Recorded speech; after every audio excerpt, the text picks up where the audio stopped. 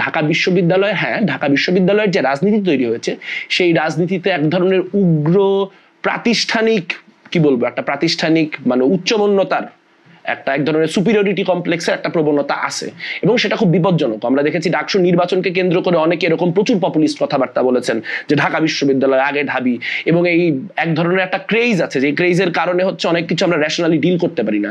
যেমন আমাদের যে ক্যাম্পাসটা, এই ক্যাম্পাসটা ঢাকা শহরের মাঝখানে। এই কারণে কি জাতীয় ছাত্র রাজনীতিতে বেসরকারি বিশ্ববিদ্যালয়ের অংশগ্রহণ নাই? জাতীয় ছাত্র রাজনীতিতে আমার কাছে মনে হয় বেসরকারি বিশ্ববিদ্যালয়ের অংশগ্রহণ আছে।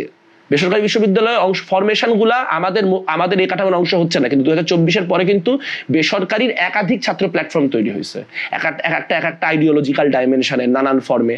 তবে আমি একটু যদি শেষ করতে পারি, সেটা হচ্ছে যে ঢাকা বিশ্ববিদ্যালয়ে এই ধরনের প্রবণতা আছে, আমি আপনার কথার সাথে দ্বিমত করছি না।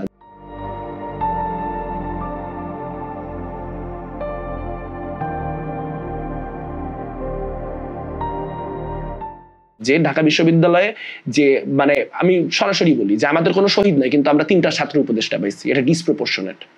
প্রায় যে ইউনিভার্সিটিগুলোতে একাধিক শহীদ আছে সেই ইউনিভার্সিটিগুলো থেকে তো কেউ রিপ্রেজেন্টেশন পায় নাই। আবু সাইদের প্রতিষ্ঠানের কেউ তো উপদেষ্টা হয় নাই, মীর মুগ্ধর প্রতিষ্ঠানের কেউ তো উপদেষ্টা হয় নাই।